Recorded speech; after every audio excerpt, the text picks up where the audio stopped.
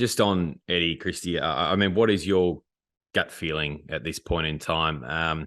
The other night post-match, he said, look, I've got 3 days off and then 3 days of coaching, and I can't look beyond that. Now, try and bring the listeners inside what we've been watching, listening to, hearing, and perhaps a lot of you may have watched the Wallabies presses on YouTube or on the Rugby World Cup side. I don't know whether you get the full 25 minutes of some, or just short grabs and bits and pieces. But it's the inability for me from him, the refusal to put a definitive time frame on his future. And another shout out to our colleague and good friend Tom Decent, who broke the big story around the interviews with the Japanese Rugby Football Union. Certainly one Zoom interview, and then it is alleged that he has a second one planned. But the messaging, I can't move away from the messaging, and that it just feels that he's headed for the exit door stage left. For me, Eddie Jones, I just, as I said, the refusal to say, when asked, will you be coaching the Wallabies in 2024? How long are you committed to Australian rugby for? I'm committed to Australian rugby. Now, without putting that time frame on it, he's not committing to anything for me beyond Sunday. And he did that again clearly after that Portugal game last Sunday. So I don't know what your thinking is, mate, whether you've heard things to the counter. But if I was to put a percentage chance on it right now, I think it's probably 70-30 that Eddie Jones is walking away.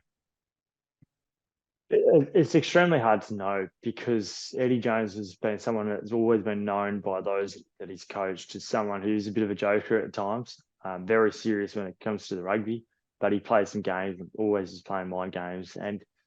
And even way back 5 months ago when he was first, there was first rumours going around that he might not be there beyond this World Cup campaign. Those that he was were coached by Eddie all thought, no, this is an Eddie Jones kind of trick. I think you're probably right.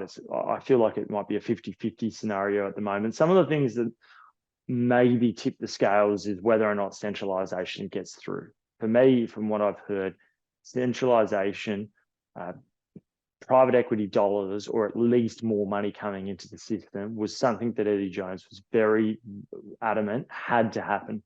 Now, if those things don't happen, how does that impact on your coaching ability to influence? And yes, he ripped up and tossed everything away over the last 3 months, but I think he did that thinking that what was there already wasn't enough, and he had to do that. Phil Wall yesterday, we'll get to that in a moment, he had some own thoughts when I kind of asked questions about that. But I think for him to stay beyond this World Cup campaign, he would have to see some of those markers come to fruition, and that is the ability to kind of become much more aligned, have more control over players, and be able to see things like the strength and conditioning programs all be married up and be aligned in that respect. But certainly the dollars. Now, we know that private equity is not going to be here, but the debt aspect of being able to bring $40 or $50 million into a lead into a Lions series would be, I think, fundamentally important for Eddie Jones to stay.